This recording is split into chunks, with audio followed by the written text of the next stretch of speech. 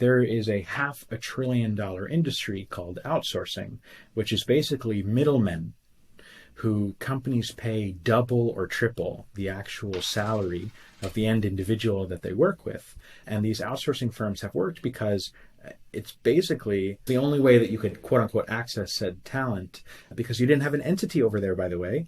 And so, Panther believes in a world where you pay a simple SaaS fee to hire anyone anywhere in the world, but then you pay them whatever you want to pay them. And so if you're willing to pay $150,000 for an engineer because they're incredible, and by the way, one in SF would cost $250, like that engineer should get $150. They shouldn't get $40.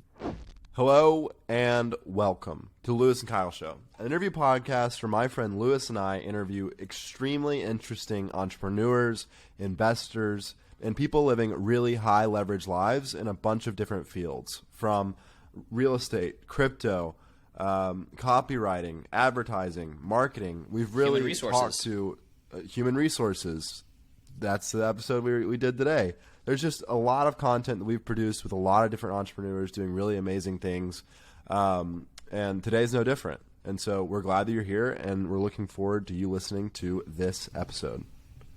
Today, we had the pleasure of interviewing Matt Redler, who I'm hoping becomes a household name, kind of like oh my goodness, I'm really fudging it here, like the Straight Brothers, the Collison brothers, like them. He's building a company called Panther Hr, which enables any company to have the superpower of compliantly hiring any person from any country on the world without having to worry about doing the paperwork themselves or any of those complicated, really annoying details that Matt explains how complicated and annoying they are in this episode.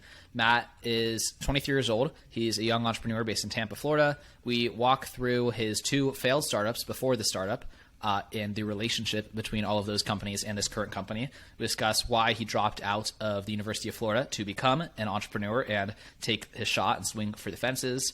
We discuss how this current startup, Panther, has raised incredible amounts of money from big-name investors like Eric Ries, who wrote The Lean Startup, Naval Ravikant, Packy McCormick from Not Boring, Kyle, who's the other guy from your sweatshirt? Delian Asprov. Yeah, Kyle's wearing a sweatshirt from that guy's company, Varda Space Industries. So we got some really badass investors on his team, and we asked him how the hell he did that and what his advice would be to anyone else doing that. And finally, we discussed kind of the overall kind of backdrop of this episode really is just what the implications will be of unlocking a global talent pool to all employers. Really exciting conversation. I'm going to switch to it now. Enjoy.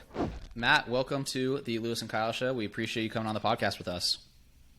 Thanks for having me, gents. Glad to be here. Of course. Your company that you started, we want to ask you about that right at the start. What was it going on in COVID that kind of inspired you? You saw trends. Like, what is your current company? Why did you start it? And like, what did you notice that kind of really motivated you to get going? So Panther is global payroll for remote teams. We help companies hire anyone, anywhere, because there's incredibly talented people all around the world, and the highest performing companies are not limiting themselves to a small talent pool, but they're hiring the best damn person on earth for every position. So the way that we ended up, my co-founder and I, working on Panther is we were working on another startup that just did not have product market fit. And the kind of final straw was that it required people to get together in person. COVID hit. We literally could not offer the service anymore. So we started to wind things down. But I was the only U.S. employee at that company, Sheffit. My co-founder, as well as the rest of our teammates, were all spread across Eastern Europe.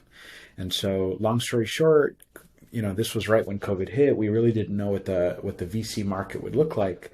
It ended up being a lot, better than we anticipated.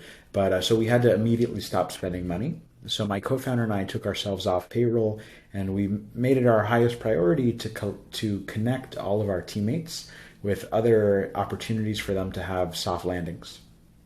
So we started to play like a startup matchmaker, connecting everybody. And long story short, the easy part was finding startups who, had really high conviction about working with them. And that was easy because they were great people, great at what they do. And candidly, there was an incredible bang for your buck for working with individuals, in this case in Eastern Europe. So we had a number of companies that were very high conviction about hiring our people. But when I started to explain to them that in order to actually employ someone in another country, you have to set up a legal entity, also known as a foreign subsidiary, in that country. You have to have a local bank account to be able to run payroll. You have to learn the local employment law. You have to figure out local accounting, HR, legal, and payroll. And so, long story short, the hell yeah very quickly turned to a hell no. It just felt like an onerous, foreign, super expensive process. And even if they were willing to go through all that trouble, the real challenge was that this process in each country takes a few months if you're really lucky, and up to about a year and a half if you're not so lucky. So there was no guarantee that if they did all this stuff, by the time they were done, that our teammates would have still been available and on the job market. And so that's why we decided to build Panther. Behind the scenes, we basically operate a global network of subsidiaries on behalf of our customers, so they don't need their own. And like I said, they can just hire anyone, anywhere. Yeah, that's an amazing story. First of all, I want to commend you on you taking yourself off payroll and making it your highest priority to find your team members and the people that relied on you a place to work. I think that that's Thank you. very, very telling of what type of person you are. And then further, before we dive into, I guess, a little bit more about Panther and how that global subsidiary network works, I want to talk about what it was like to find product market fit, because I know that you've had two startups in the past, and maybe more. And I know Lewis and I started a company in the past that I would say had no product market fit. And so what was that process or that period of time like where, you're like, wait, this problem is not solved, and I think that we might be able to figure out a solution. And like, what was sort of some of the data that you were finding that was evidence that you were right in your beliefs? Yeah, so you could describe very vividly both not having product market fit and having it. Not having product market fit just comes down to feeling like, for you to grow, for the company to grow each month, it really felt forceful. Like everybody has to be pushing at 120%, like you're pushing a boulder up a mountain, and that doesn't even guarantee that good things will happen. On the other hand, like having product market fit is the feeling that you're solving a real, actual, serious pain point for your customers. That even though, products are far from perfect, they not only are willing to use it, but they want to pay for it. And so that was the big difference between my prior two startups and Panther today is we happen to be solving an actual problem. We started problem first, right? We wanted to get our teammates hired. We know that other companies want to be able to, they meet incredible people from around the world, but how do they actually hire and pay them without breaking a whole bunch of international laws? And so it's just felt easier from a demand perspective. Not to say that Panther isn't a very complicated operational business, right? Like actually solving the problem that we're going after and making something as fragmented as global payroll feel stupid simple. That's really hard, right? Whenever people are like, "What keeps you up at night?" It's that we run a very complicated business, but we're really privileged because we do solve a real problem. And so when we meet companies who are just remote first and they just want to hire the best people who apply for every job, and we approach them with our solution, at that point it is pretty straightforward.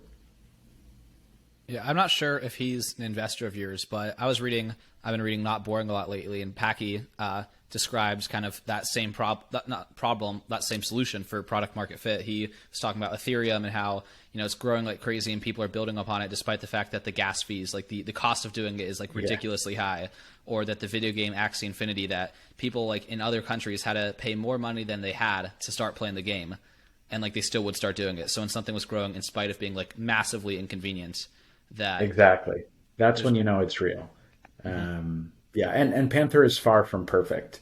I feel like the type of company we're building is a Stripe or I should say that let me actually, because I'm not trying to brag. So instead, I'm trying to talk about the magnitude of the problem we're going after. So I think that global payroll is as fragmented as credit cards were pre-Stripe. And I don't know if you saw, I think it was on the Generalist. Packy referred to it in one of his pieces. Packy is an investor in Panther, by the way, where it's illustrated how for the first, I don't know, 5 or 6 years of Stripe, they had one product line. And 6 years later, they added their second. And then in like the past 3 years alone, they've like added 10. So it's one of those businesses that are just like so complicated. But once you solve in Stripe's case, payments, there are so many things that can build on top of that. I don't know, fraud protection, tax, like the list goes on and on. And Panther is similar to that, where it's like not your average 6 to 8 year startup, but realistically, at the very least, a 10 to 20 year company. Are you kind of saying that if you really, really tackle payroll, then you could start getting into recruiting, or like what would the other angles be if once you like Yeah, really so attack payroll? So the nitty gritty of how Panther works is we run these subsidiaries and we act as what we call the local administrative employer in each of these countries. And so we literally own the employment relationship. And so there are just a lot of opportunities there. So whether that is that we, create unbelievable international healthcare plans, or we add on top international background checks, which is something we're releasing very soon, or we do instant transfers, or we give all the employees debit cards with special benefits, or we do employment verification, or I don't know. There's just a lot of things that we could tax solutions. It's kind of like there's this center. It's a platform, right? So the main focus today, which is probably a 10-year journey to get right, is let's make employment and basic payment as easy. So let's make that internationally as easy, if not easier, than hiring locally. That's like step one. But then after that, there's a lot of things that you can do by holding that powerful platform that sits in the flow of funds of what could be trillions of dollars of salaries, taxes, and benefits around the world, has the potential to be the world's largest employer. There's just a lot of, potential things to do later. To be clear, 90% of those things I probably don't know yet. Yeah. It's just exciting. Absolutely, and I think that if you weren't looking that far ahead, it'd be concerning. But you are, but you've still got this problem in front of you, which is payroll, and solving it massively or solving it well will continue to be difficult. But my question is about, I guess, the more nitty gritty pieces of it, and it's like, okay, so you've got Spain, you've got Nigeria, and you've got Singapore, and each one of these places has vastly different language, different, just everything about the way that their business environment works is not congruent. And so how do you, without having to go into each of these places individually and create the subsidiary, is there a way to do it at scale, or are you doing it like one by one by one by one? Yeah, so building the solution that we're building is a ridiculous process. But the beauty of it is it's like Panther has to do it once. We have to do it right, and we're doing it on behalf of everybody else. And then nobody else should ever have to fly to Azerbaijan to set up a subsidiary there because they met someone incredible, and there should be no reason, no red tape as to why you shouldn't work with someone great like Jamil, who we just brought onto the Panther team. Mm-hmm. And so you are doing that hard work, though. You're flying to Azerbaijan and meeting with somebody to start the subsidiary. That's right. How would you consider your, I guess, like your centralization risk to be? Because, like, if it seems like a big attack vector if Panther was to have a large problem in Azerbaijan and 90 companies in the United States that use Panther can no longer pay their employees. Sorry, Kyle. I don't know if I fully understand the question. Yeah. I think Okay, Lewis, go for it. So like if you're the one that owns the business relationship with that country on behalf of these companies, and something happens with you and the business relationship in that country, like where that country, like for whatever reason, gets really upset with your company, do all of the external companies you've hired on behalf of suddenly have an issue with those employees from that country from a compliance perspective? So I think for any business that sits in the flow of things, so Panther sits in the flow of the employment relationship. For like, the reason why it's so easy to accept payments now on the internet is because it's Stripe who manages the relationships with the credit card companies, the banks, et cetera. So like in theory, yes, to the same way where if Stripe were to, piss off a merchant or a card issuer, then the companies who use Stripe's products would run into trouble. But, payroll is what we do is very serious. We are in charge of people's employment. We're in charge of making sure that they get paid on time. And the one job that companies trust us to do is to stay compliant. And so we have to take no shortcuts. We have to invest in, building hiring the best people to build world-class solutions.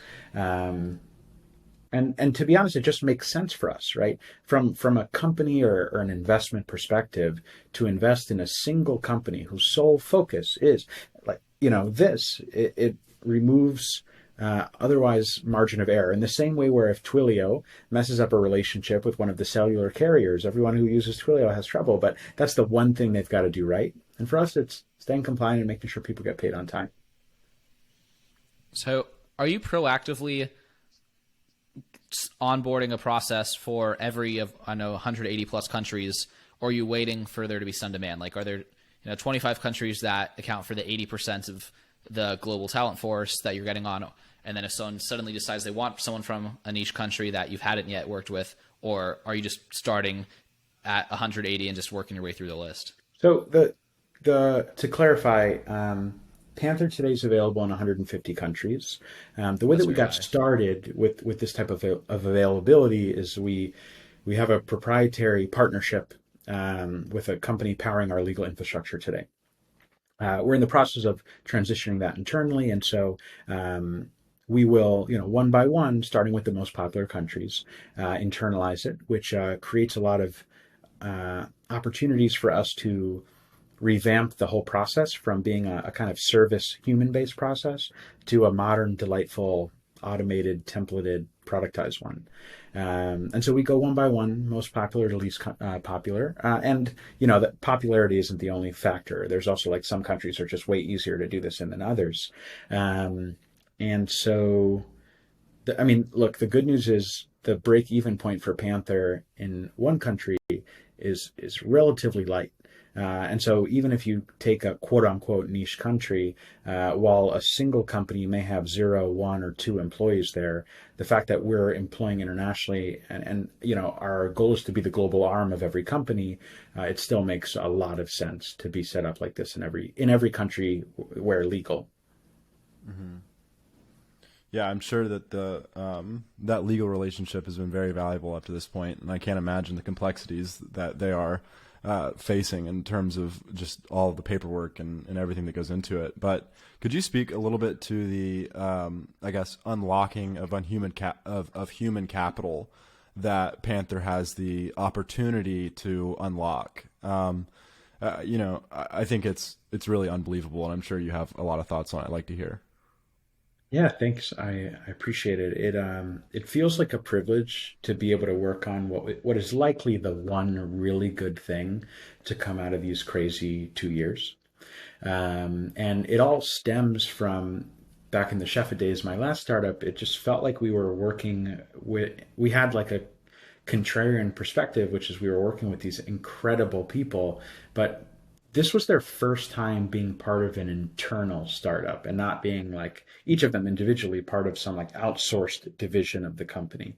And so for the longest time, I just think that many Americans have been kind of narrow-minded. And by the way, I'm going to throw myself a little bit under the bus here. Before I met my co-founder Vasil, before I started Chefit, before I was introduced to incredible people that were just outside of my narrow vision at the time, I thought that building a product outside of the United States meant it was somehow worse.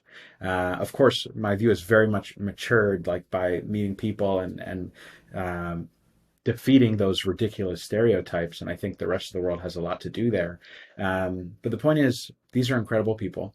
And I don't know, it's just, for one reason or another, they haven't gotten the economic opportunity that, because of nothing like just borders, and a superiority complex. So I think Panther does a couple of things here.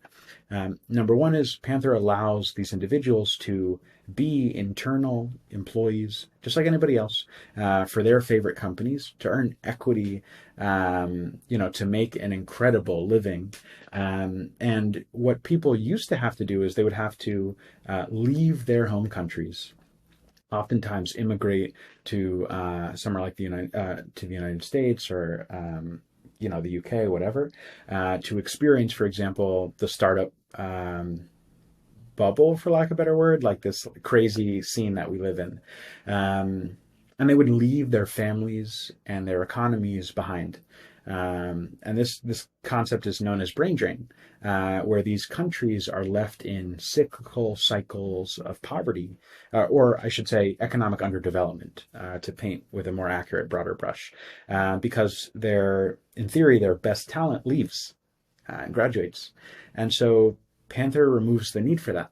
And at the same time, I think this kind of secondary, separate element is that for the longest time, venture capital has not flown to many countries because there, quote, literally is not enough, or there wasn't enough engineers there.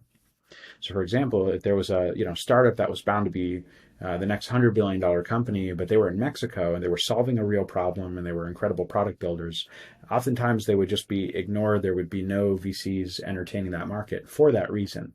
But with Panther, every company, no matter where they're headquartered or their founder happens to live, is a global company. They can access the talent pool everywhere. They could hire people in San Francisco or incredible people in Kenya and Nigeria and Germany and France. It doesn't matter.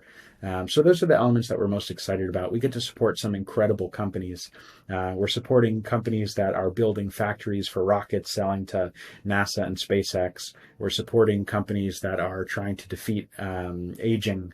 We're supporting companies that are giving millions or hundreds of millions of dollars of capital to other startups. So just like the ripple effects of Panther succeeding and allowing these global teams to exist is thrilling. That is, I think, what Kyle was hoping for with asking that question. He's like, I know this is something that's happening, but you're going to explain it better than I am, so do it. So thank you for that. I think that was what we wanted. So speaking of investment and venture capital, one thing that really captured our attention was some of the investors you've brought on to your team. What was your process, motivation for bringing on investors? Did you need to be able to afford this massive global rollout at once? Because that's very different from trying to bootstrap, right?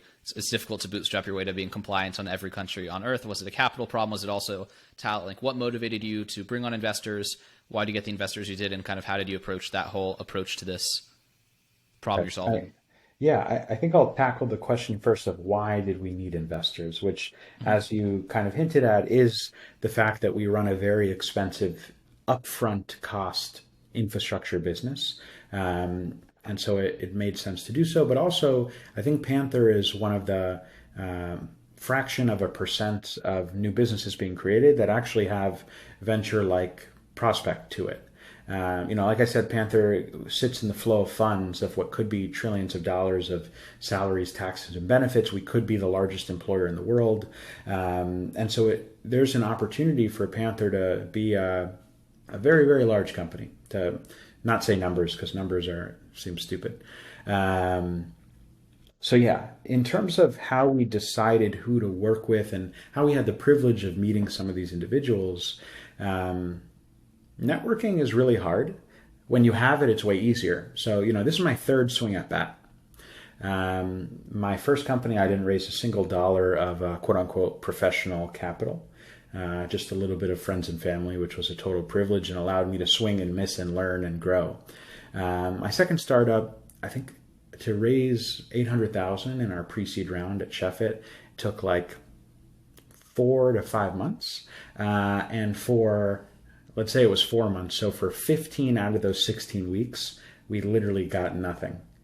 And it wasn't until I reached out to someone who connected me to the first VC I've ever actually got a meeting with that we got our first yes. And then that VC introed to the second one, and we got our second yes. And it was honestly weird because we were getting no's, no's, no's constantly. And then you finally speak to people in the space that understand what a moonshot is, which is, it's not about ensuring that you have a 100% success rate of at least getting a single, but it's, do you have an opportunity to hit a grand slam? And so throughout Chefit and networking on Twitter and asking for warm introductions of the investors that we were privileged enough to buy into us in our last business, by the time we started Panther, I was in a better place. It's all a sliding scale, right? So like in terms of, I think that the network I have right now will be, fingers crossed, 10 times bigger over the next few years. So like, I'll just say better coming into Panther. And so I started posting on Twitter and LinkedIn about what we were building. And to be honest, it just made intuitive sense. The business fundamentals are pretty straightforward. We do this one thing, it's a fixed cost, we simplify. Keith Raboy has, I think it's still his pinned tweet. It's like you find an industry that's massive, but fragmented and with a really poor NPS. And you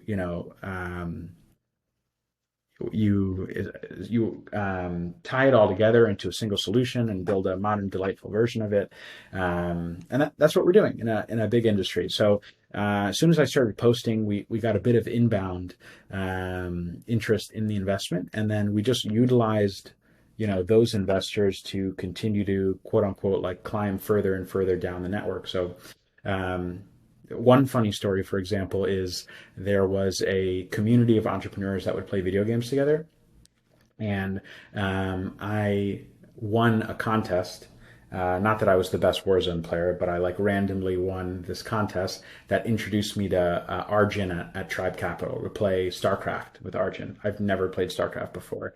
And StarCraft is one of those games where you do not get it right the first 100 times. But I played with Arjun. I brought in my co-founder because he's played StarCraft a bunch.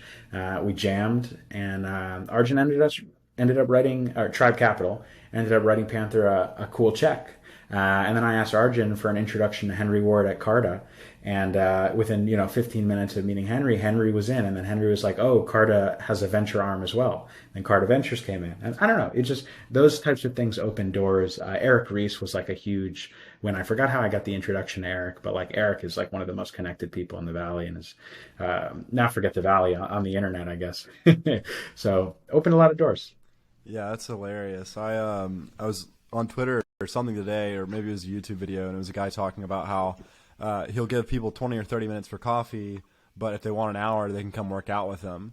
And it sort of sounds like you had the Panther version, the globally remote version of that by playing StarCraft or a video game with him. And that's how you guys figured out if you were compatible. So it's really cool and new age for sure. Yeah. And I think that's a great point. In fact, I actually saw, I think the first incident or occurrence of a video game session leading to an investment was Dalian at Founders Fund investing in Ramp because they met over Fortnite. And Ramp now in a year and a half is worth $4 billion. I think his brother works for Ramp too. Dalian's brother. Oh, yeah? I've got a Varda Space Industries hoodie. I'm a big Dalian fan for sure. Cool. Yeah. I chatted with him. Yeah, it was yesterday or Monday. I'm waiting to hear back. We'll see. Cool, dude. Panthers raising again. So exciting times. It's super exciting. I think one thing we asked you right at the beginning was what were some differences between having product fit and not having product fit. And I think these 15 to 20-minute series of yeses might be another indicator of the product market fit. Or if you're approaching investors and one after the next is in, that might be another indicator. Yes and no. I think there's some level of fit there. And by the way, I don't want to sugarcoat. We get no's all the time. Yeah. Fundraise, you got to find your biggest supporters, and that needs to be one person. You could literally have one investor who will support you the whole way. It doesn't matter if everybody else is no way, I'm giving you any money. And so for I don't know, for investors, they're like, could this be a massive company so much so that I can return my entire fund and get a yacht? The truth is that is the framework that they're looking at it, which is very different from product market fit, which is, does this make does buying this turn me as a customer into a better version of myself? And so, like when we sell to companies, we're not selling compliance, we're not selling payroll, we're selling them this superpower that they can not turn away talent. It's not like only hire internationally and don't hire in your home country. It's like open your careers page to say, the best person that applies, you hire them. And that's it. That's the superpower that Panther gives you. It's an Simple as that. Amazing one sentence description of your business. I want to dive a little bit into you. I know you're a young guy. How old are you now? 23. Okay, yeah, you're pretty young. So what is the story for you? Like you're on your third swing. It doesn't seem like the conventional route was ever really an option for you. What was your upbringing like that led to this entrepreneurial adventure, and why have you decided to I guess swing for the fences? Oof, great questions. Okay, without spending too much time, my upbringing, my mom was a public school teacher, and my dad was a psychologist working for the government, making like 35 grand a year, my dad. And then he quit and wanted to build his own thing. And he started a psychology center where he would diagnose children with learning disabilities. And for many years, the parents would ask, like, okay, like, thank you for diagnosing my child. It's good to know that they have a processing disorder. What do I do? And unfortunately, like at the time, the only thing that my dad and psychologists around the country could say is, here is paperwork that will allow your child to be put in a special ed class and get extra testing for time. Nothing that actually like solved the underlying issue. So my dad basically traveled the country and pulled together a lot of research and built what we call these brain training programs that literally work out like targeted muscles in the brain, just like when you go to lift weights in a simplified form. And so he built an incredible lifestyle business, emphasis on lifestyle. And it's been really cool to see the impact that he makes on kids and families, but also that he built something from nothing. And so anyway, when I was like 12 years old, I started to get into computers, programming, and I like basically pitched my dad on giving me $100 so I could buy like an Apple, a developer account. And I bought Objective-C for Dummies. I like pitched him for 30 minutes. He said yes, and it was like a really huge deal because at that time he was just starting his company, and we didn't really have like go out to restaurant money. And so I like went all in on that. And I think like that year or the next year was technically my first global, not company, but like project, in that I would get really involved in these online game development forums. And I was under an alias. People had no idea I was 12, and I would help them solve bugs, and they would PayPal me $20. And this one guy hired me to build a game for him and his son. And I hired a engineer in Italy and a designer in Portugal, and we got to work. And I was like this. It was all over email. If he heard my voice, he would have known in a second. But so that was kind of my first time building technology in a business perspective, and it just happened to be literally pure irony that it technically was like a global quote unquote initiative. So anyway, I was doing that, and then fast forward, I'm at the University of Florida. When I'm there, I'm spending most of my time doing two things, neither of which was academics. Not to say that I was a A and B student, but I spent my time doing two things. Number one was I was president of my fraternity, and number two is I was coaching speech and debate. So I was a good speech and debate competitor in high school. I was the number one ranked speaker in the country my junior year. And then my senior year, my high school, because I was that I was captain of my senior year was the number one ranked team in the country. When I went to college, I had the privilege of being invited to coach a school in Miami. And so I did that. It took up a lot of my time. I was Skyping my students throughout the week, flying around the country a lot of weekends.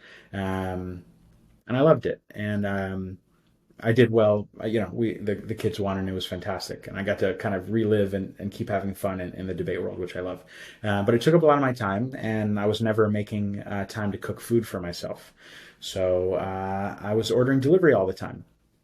And that's why I started Chef It, to basically make it so that you can have an in-home personal chef for the same price as food delivery. We found a lot of inefficiencies in the personal chef market, and we were like, if we constrain them to a very limited menu, they could actually buy ingredients in bulk. You could order from them fast like Uber Eats. They could come in, cook family style, leave, and go home to home in a neighborhood and be like hyper efficient. And that's how I got to Chef It. I am skipping. I skipped a little bit. I apologize. Before I started Chef It, I actually started a company called Season Pass. And it was, I don't know if you guys remember Movie Pass, but Movie Pass was like my absolute favorite thing. For the listeners, Movie Pass was a $10 a month subscription where you can go to the movie theaters free of charge. It was like an offline version of Netflix. And I loved it. It like got me and my friends out and hanging out way more often than we otherwise would have, just because of budget.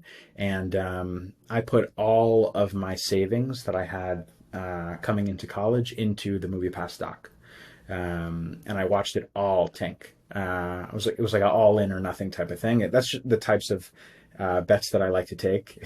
It's like asymmetrical. Upside, it was like, look, if I lose this, like, who cares? It's the savings that I have coming into my freshman year of college. Like in the bigger picture, it's nothing. But if it works, like, oh, that's cool. That'll accelerate some things that I want to do. So I was in Israel, in the literal desert. I was in the Bedouin tents and watching the MoviePass stock like absolutely tank. And long story short, I was on StockTwits, which is like a Twitter for stocks. And I saw on the MoviePass channel or newsfeed, somebody posted the cell phone number of, I think his name is Adam Aaron, the CEO of AMC. So I texted Adam and I pretended to be a shareholder of AMC. And I was like, look, I don't want you guys to turn to the next blockbuster. I really think you guys should strike a deal with MoviePass, like whatever. And he responded, which I was not expecting. And it was very thoughtful. And I was like totally time screwed, literally like in the middle of the desert, many hours on the bus that day, whatever. And so I go to like start typing out a response to him. And before I knew it, the guy called me. I was like so not ready for this. But he made it very, very clear that AMC and none of the other major theaters would ever strike a deal with MoviePass. It screwed up their economics, and MoviePass was burning a lot of money, and they were just going to die. The premise there is that, again, MoviePass was charging $10 a month, and they were paying full price whenever you went to see a movie. They were spending the $15 anytime you wanted to go get a ticket. I think the average person was going like 3 times a month. They were like burning crazy amounts of money. Their hope was that they would bring so many more people back to the movies and that these people would buy concessions when they were there, and you would, because it felt like you were getting there for free, so you were much more willing to pay for stupidly priced concessions, that the theaters would create some sort of revenue split with them. And that was their idea. So they were burning money in the hopes of getting so much demand, which they did. Like the user count was absolutely exploding, that the theaters would strike a deal with them. And Adam made it clear that they would not do that. And the thing that I learned about the movie theater industry while watching that stock fall and reading into every piece of research I could find on it is that the movie theater industry was super consolidated. So it's like only 4 companies, AMC, Movie Co., and like 2 other, Regal and one more, own like 95% of the theaters. So they just had to hold on, and MoviePass was going to die. So long story short, my buddy and I were jamming, and we realized that live events, meaning concerts, theater, sporting events, these types of things were all, for the most part, independently owned. So it would be much easier to do a movie. It would have to be like a much more premium subscription. We were targeting like $60 a month. But at first we were like, let's see if we can get in contact with the CEO of MoviePass and convince him to look at an opportunity where they would have more negotiating power. And then we were like, screw it, let's just do it ourselves. So that was Season Pass. I spent like 10 months on that before launching anything. Total waste of time. We were trying to like strike deals with local arenas and stuff, and it wasn't happening. And, we were just wasting so much time that we were like, let's just fake it.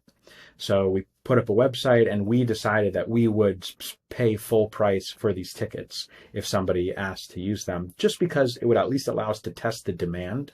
Would somebody even buy this subscription? And the crazy thing is the thing that kept us going all those 10 months is we did a survey. We surveyed like 1,000 people. We told them exactly what we wanted to build and how much it would cost.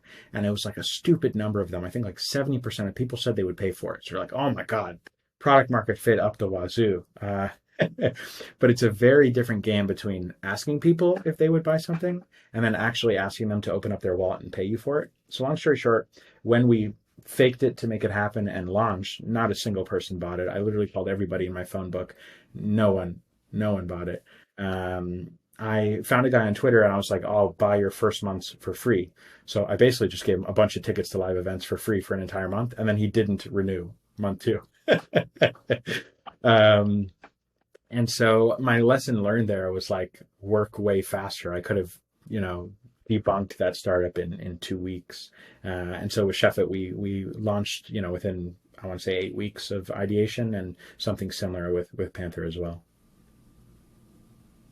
Yeah, that's an incredible story, and there's a lot to unpack there, obviously. I will just say one thing. It's kind of hilarious how your 3 companies, the first 2 are big time COVID no-nos. Like if you were pitching that in the middle of COVID, people would be laughing at you. And then Panther is like the ultimate COVID like answer. And so I think that's funny. But there's a lot there from your upbringing with your mom and your dad, and I'm sure that was extremely interesting. Have a psychologist father and helping a lot of people, and then being 12, I was doing the same thing on Minecraft. People thought I was 30. I was, in the chat rooms talking to people. Yeah, that's really cool, dude. I'm happy that you've finally landed somewhere.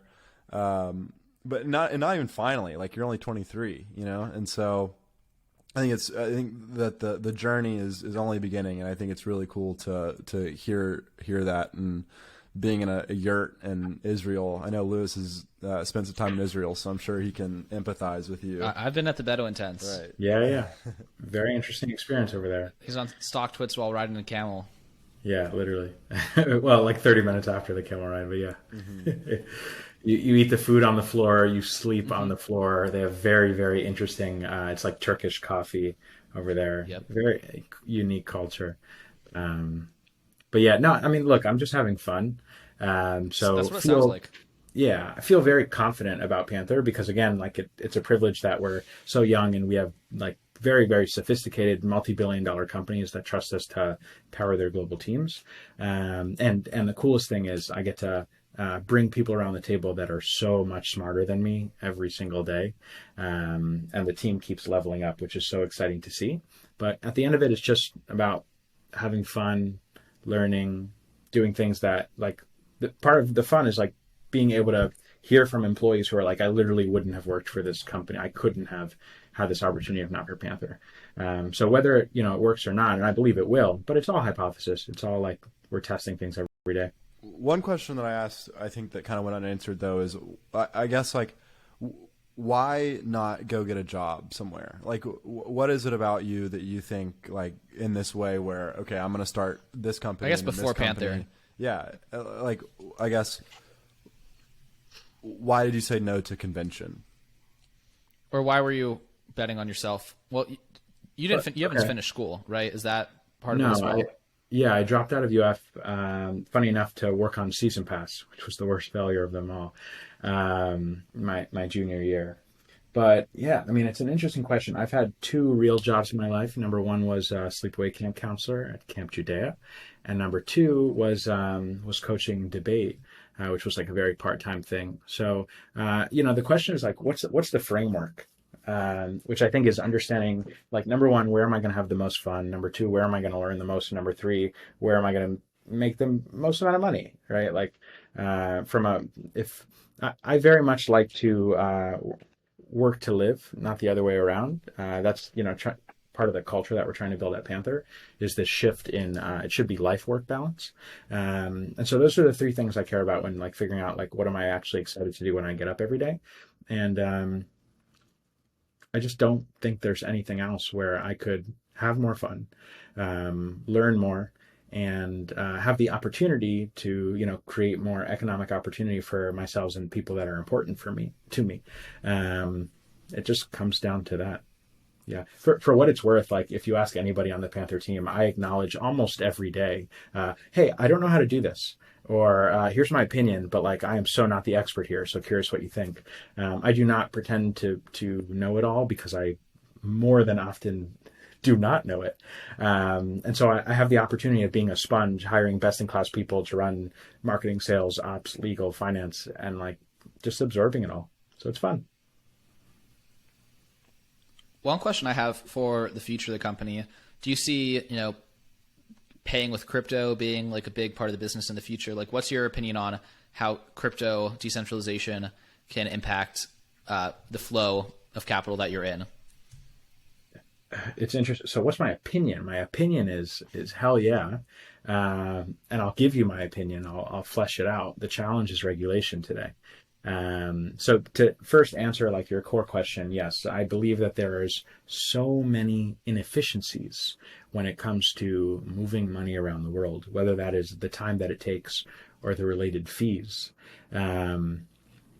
That and all the middlemen involved, that I definitely do believe that there should be a form of currency or currencies that transcends borders, and just are widely applicable no matter where anyone is.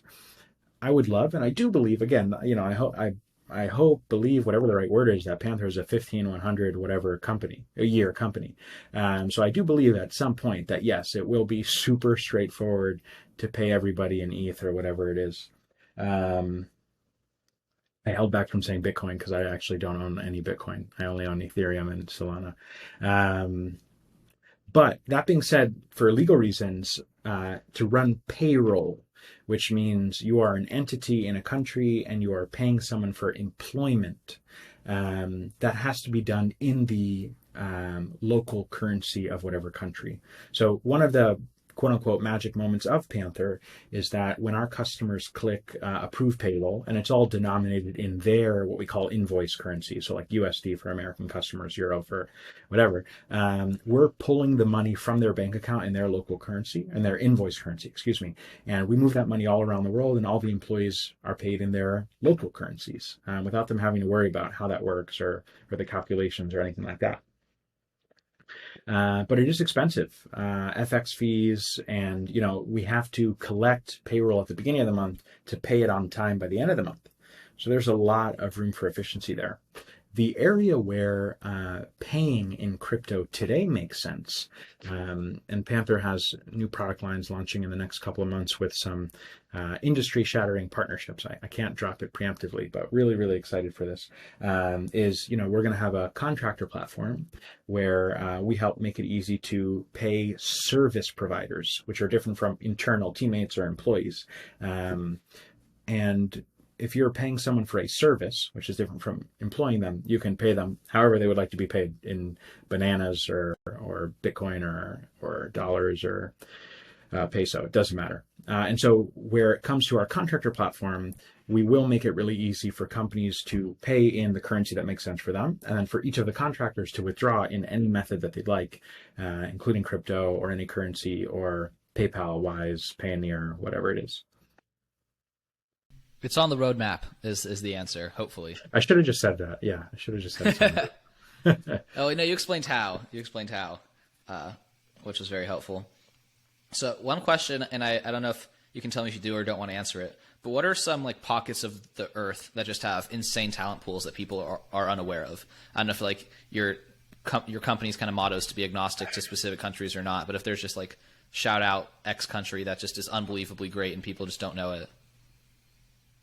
I mean, I could shout out the quote unquote underdog countries that we've hired from, where the people that we've hired were, just being blunt, better than every U.S. candidate that applied by a magnitude. That would be Azerbaijan, Nigeria, Kenya, the UK, Portugal. I could go on and on. Nice. But I think the more important thing here is that the beauty is that the companies today that acknowledge that remote and being location agnostic is the future, it's not that you need to find a country with 100,000 qualified people. You get to poach the top 0.0001% in each of these countries, or in the world. And so that's the thing, right? Like we hired Franz in Nigeria, and he immigrated there from Cameroon. And he's talking to us about the entire engineering community there that's growing real fast. And by the way, like we will see this multiply as the people that, for example, we hire have great economic success, and because everybody's got equity, and then they reinvest that in their local ecosystems, and these things. There's a natural flywheel here. But that's what I get I excited didn't even about. know. Yeah, I don't know. They're just we don't look location first. So, for example, we didn't say let's look in Nigeria, and then we found France there. We found him on AngelList. That's how I found you, actually, on AngelList. Cool. Yeah, I was looking for jobs on AngelList, and then y'all came up as the one. AngelList, for people who've never looked for jobs on AngelList, they have these like kind of colorful tags for like exciting things companies have, like fast growing, same investor as other prominent company, remote culture, and like these kind of colored symbols. And you had like all the symbols. I was like, what's this thing? I've never seen it.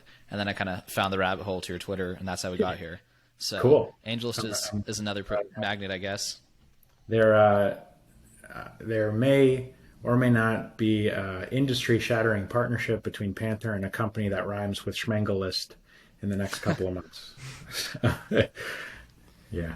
Now, did you used to work at AngelList as an investor? Because you have on your LinkedIn that you like did angel investing, and like the company it's through is AngelList, or did they just like facilitate it? No, that's like AngelList facilitated it. I think that is a flaw of LinkedIn, which is that if you want to put that you're an angel investor, you have to pick a company, and so everybody picks AngelList because that's the company that facilitates it all. I've made 25 very, very, very small, like literally minimum allowed bets. Some through AngelList, some direct. You had some good calls in there, though, as far as I remember. I don't remember the full list, but I remember seeing a couple that were probably Italic. Yeah, pretty. Copy. Oh yeah, Italic. That's what I want to talk to you about. I found Italic early on. Well, I say that early on for me. I'm not sure how far along they were after we interviewed Wes KO. And man, I just love their product and their company. I actually ended my subscription just for the sake of clarity. Oh, shoot, really? Yeah, I mean, I got a new apartment. I got a new apartment to furnish, Kyle. That's my bad. I don't know. I'm still in college. I'm not buying much home decor for my apartment. For sure. And so it should make sense for me, but I will definitely renew in the future, just because I love the branding, the luxury piece of it. So what did you see about that company when you were investing? Well, so I was chatting with Jeremy, or not chatting, but like going back and forth over email with Jeremy today because we're helping them hire in Manila in the Philippines. But Costco is such an intriguing business in that Costco's, I think, profit margin on an item is like 11%, which is like way, way smaller than your targets and whatnot. But they make a killing on their recurring memberships. And people cult around Costco. And as a consumer, me and all my buddies, like we invest in nice things. We like buy things once, and we buy like the best that we can afford in hopes of keeping it for, until we're gone. And we just felt that way with Italic. I've like ordered everything almost from Italic that's relevant to me, at least, before I was able to invest. And I just reached out to Jeremy. I told him, I think the email subject line was literally like, I'm addicted to Italic. I like told him how much I wanted to be a part of it. But I think the most exciting thing about Italic is up until today, roughly, they have been a store, meaning they've made incredible deals with luxury factories that do the manufacturing for these incredible companies, your Louis Vuittons, your Lululemon, like these types of things. And they basically said, yeah, we'll white label it, we'll sell it unbranded, and they've been able to make those deals and make that happen, which reduces the cost by like, 75% or something to the end consumer. But the more exciting thing that they're working on is becoming more of a marketplace. So I don't know how much of that has been announced, so I don't want to get too in depth, but I think that's a much cooler opportunity, which is imagine every luxury factory gets to list their own products and directly sell to consumers. And Italic is just, not trying to make money off that. So facilitating it, being hyper efficient, and just making money because consumers are happy to pay a subscription for access. Yeah. Yeah, absolutely. And, actually, in that context, I've seen I guess, I'm not, the word is escaping me, but the comparison to Costco, or like Costco for luxury goods, a bunch of times. And it hasn't really connected, but as a marketplace for luxury manufacturers, it totally does. So that'll be interesting. Yeah, to go for consumers to only pay for the manufacturing cost plus some amount of margin for the factory, but not to pay brand or retail. Mm-hmm. That's the exciting opportunity that I think people would, happily pay the subscription for. I will segment, like, talking about investments. Like, one investment that I made like just 6 months ago or so was in a company called Jeeves. To give you a little bit of background, so we at Panther to date have used Ramp, which I mentioned before, is that credit card for startups. They've blown up like crazy, and Ramp is an incredible product. The challenge, though, is Ramp does not work for a sizable portion of our team because of where they live in the world. And not being supported by the Visa network, and being just auto-marked as fraud just because of where they live. And so what Jeeves is building is it's credit cards for globally distributed teams. And so it allows you to pay in any currency without any fees, and it's built for the use case of teams of the future. So I'm really interested to see how that market plays out. But I had the privilege of investing like less than 6 months ago in the seed round, and the company just announced, I want to say like 3 or 4 days ago, that it's now worth like $500 million. It's like pretty cool to see. Again, I've made very, very small bets, so it's not like actually worth that much, but it's just cool. And it's hugely tangent to what we're building at Panther. I think so. I think if we had more time, I'd ask you about how you got into angel investing and kind of all that, because it sounds fun the way you're describing it. If a lot of people are, I know of platforms like Republic that have really brought the barriers down to entry for people who don't have $25,000 to $50,000 angel checks. They just want to invest 100, 200, 500, maybe $1,000. Yep. And I don't know where you fall into that, if AngelList is the tier above Republic or not, but I think that's very interesting. It's $1,000 bets is the minimum, and that's all I can afford. Oh, wow. So I might have to look into that, because that sounds pretty interesting. Yeah. But we told you before we started recording that our goal was roughly an hour, and we have hit that, so I don't want to keep you too long. This has been a very fun podcast. Kyle and I think, are both extremely excited to watch your hypothesis hopefully get proven correct over the years. Maybe some pivoting, I'm maybe excited. not. I'm really excited to I watch. think it's a massive problem that you're taking on, and more importantly, it does seem like the companies are obviously benefiting from hiring the best employees for potentially reduced rate, but then these people have access to opportunities that they would not have without having to ditch their original home lifestyles. So it seems like it's an incredible service to the world if it plays out. Thank you. I want to throw out a final point of discussion in the last Please. handful of minutes, if that's okay. Because one thing that you just mentioned, and to I be got fair, time. Yeah, we've got time. We're trying trying to we'll stay as long as you want to stay. Yeah. I'm happy to stay another 5 or 10 minutes or something. Yeah. But one thing that you mentioned, and I teased to this earlier, which is that historically speaking, hiring individuals in other places can often be more affordable, and it's just I don't know. There's a huge discussion to be had around global salaries, whether people should be paid, purely based off of where they are in the world and what's really good money in Lagos, Nigeria, or like, should people just get paid straight up? There's like a rate for an engineer with 10 years of experience, and it doesn't matter where in the world that you live, that you get that. And so, long story short, like, that's a massive discussion. But the things that I think are actually very interesting is that we are seeing the salaries of knowledge workers that are working in quote unquote remote locations from a US perspective rise astronomically fast. I apologize because I can't reference the study at hand, but I saw a study over the last couple of months that referenced that in India, the salary for, or I should say the wage for engineers has grown by almost 50% over the last year. That's, I mean, So yeah, the butterfly effects of that sort of, that's an insane statistic for the lives of literally a billion people. Like, yeah, I mean, yeah. the amount of good that And can do, and like, that's crazy. so the interesting thing here is there is a $500 billion industry called outsourcing, which is basically middlemen who companies pay double or triple the actual salary of the end individual that they work with. And these outsourcing firms have worked because it's basically, it The was the only arbitrage. way. Exactly. It was the only way that you could, quote unquote, access said talent, because you didn't have an entity over there, by the way.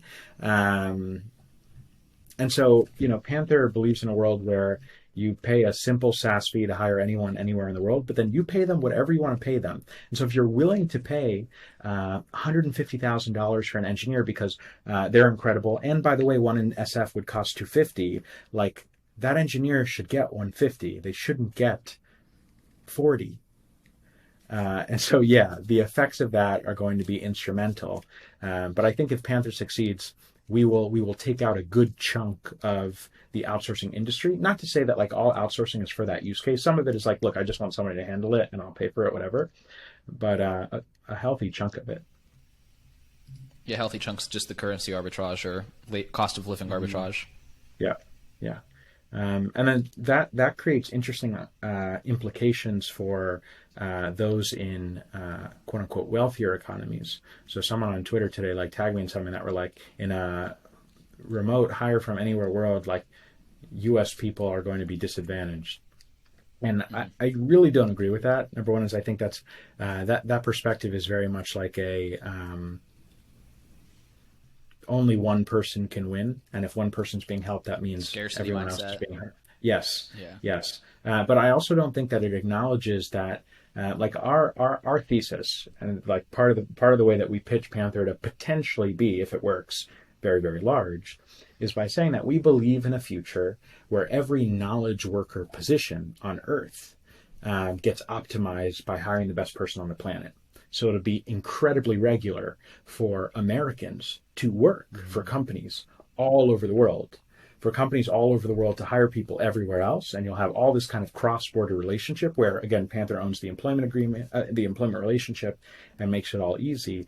And so the part that I don't think we've studied enough is what happens when Americans truly get access to all like many more opportunities. And so that's a kind of KPI that I want us to study and do at the very least an annual report on, which is what percent of the American population is employed by international companies.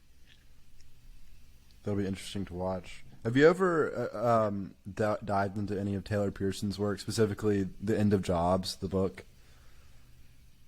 Okay, so the name didn't ring a bell. I did read the Jobs biography many years, like when it came out. No. This is the end. It's called The End of Jobs by Taylor Pearson. No. It was written about. No, It was no. written in about 2015, I think. And it is all about just like the future of remote work. And obviously from 2015, he's looking forward into the future in a way that I can't really imagine.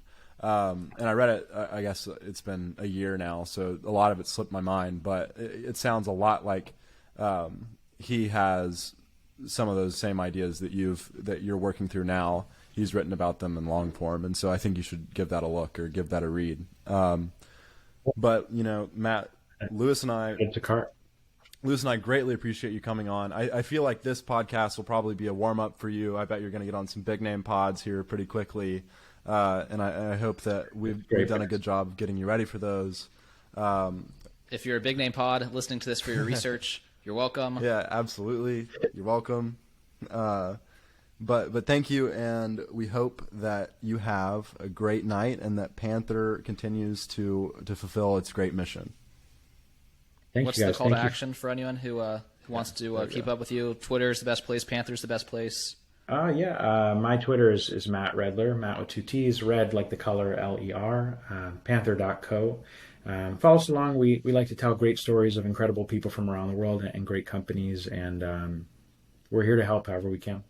thank you guys so much for having me. This was really incredible. I appreciate the opportunity to tell the story, and for you guys to pull me into a lot of these memories. It like makes me smile. But you guys are onto big things, and so I hope that I am your warm up for some incredible guests that you guys have in the future. Well, we appreciate it. Well, thank you for Thanks, that, man. And that wraps up that interview with Matt Redler from Panther Hr. I mean, such a cool, big vision for Panther, and like, obviously, you know, he believes in it. He's going to do everything that he can to make it that grand slam that we're talking about. And that relates to my first takeaway, which is just about asymmetric bets. And I think it's something that he talked about a lot in this interview, and probably something that he thinks about a lot, which is just like, you know, the downside is minimal relative to the virtually unlimited upside of being the number one employer in the entire world from like a technical perspective, and being you know, that foreign subsidiary for these large multinational corporations or whatever. It's like, if you you know your downside and the upside is incalculable, then you've got an asymmetric bet, and that's what he seems to be focusing on, from angel investing to his own company. And then the second thing is just the sheer power of the unlocked talent that that Panther is like going after. I think that I said something about it either in the interview or right after the interview about the end of jobs, which just talks about like how insane the job markets are shifting.